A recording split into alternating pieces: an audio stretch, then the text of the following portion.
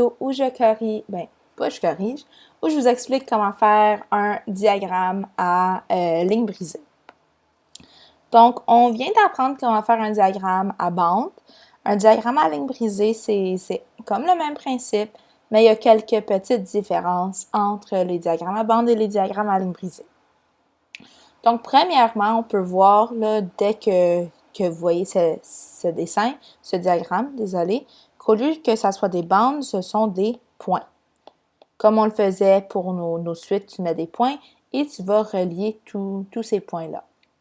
Donc, un diagramme à bande est utilisé seulement pour des données quantitatives. On va faire que c'est plus gros.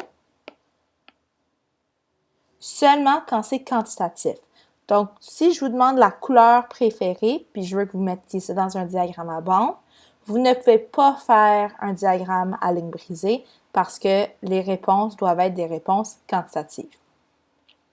Donc, comme c'est écrit ici, les données sont représentées par des points et les points sont reliés. Donc, si on regarde notre diagramme, on a encore une fois un titre, mais ici, l'effectif sera en bas et la valeur ou les réponses données seront dans l'axe des Y. Tu mets tes points et par la suite, tu relis. Donc, on va faire cet exemple ici. Donc, voici un tableau qui représente l'humidité dans l'air par rapport au jour. Et on a déjà fait notre diagramme ici. Les bons sont déjà faits. Et je veux juste porter votre attention à une chose en particulier. Vous voyez les deux lignes ici. Ces deux petites lignes-là, c'est une coupure dans l'axe. Donc, tout ce que ça veut dire, c'est ces deux lignes-là te permettent de commencer ton diagramme à n'importe quel nombre. Donc, on peut voir ici qu'il y a comme un gros bond de 48. Mais puisqu'on a mis des deux petites lignes, c'est comme si je coupais l'axe. Et je commence à 48 et par la suite, les bonds sont tous les mêmes. Donc, c'est des bonds de plus 2 à chaque fois. Donc, ici, ça te permet de commencer où tu veux. Si je voulais commencer à 100, je pourrais commencer à 100, mais il faudrait que je mette mes deux petites lignes.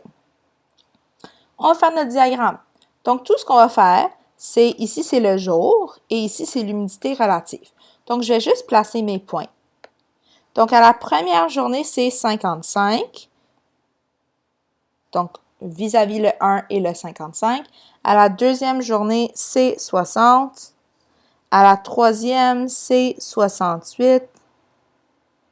À la quatrième, c'est 52. À la cinquième, c'est 64.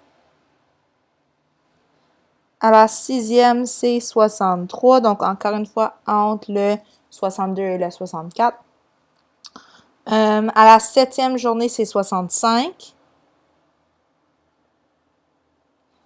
À la huitième journée, c'est 54. Neuvième, c'est 58. Et dixième, c'est 69. Et là, tout ce que tu vas faire, c'est que tu vas les relier, mais tu dois les relier dans l'ordre. Donc, je commence avec ma première journée. Oups!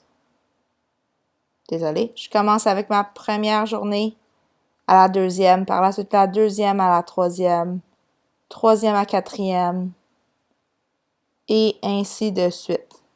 Donc, tu dois vraiment le faire dans l'ordre dans lequel ça a été donné. Évidemment, si vous avez une règle, vous l'utilisez. J'en ai pas. Donc, j'ai fait de mon mieux. Là, cette ligne-là a l'air un petit peu mal faite. Ce qu'on peut voir ici, c'est que c'est différent d'une suite. Quand tu fais le graphique d'une suite arithmétique, comme on l'a vu, c'est des points en ligne droite. Ici, des diagrammes à ligne brisée, ça peut être des lignes tout partout. C'est pour ça que ça s'appelle ligne brisée. Donc, c'est tout pour ça, tout le monde. Je vous souhaite une bonne journée et on se revoit bientôt.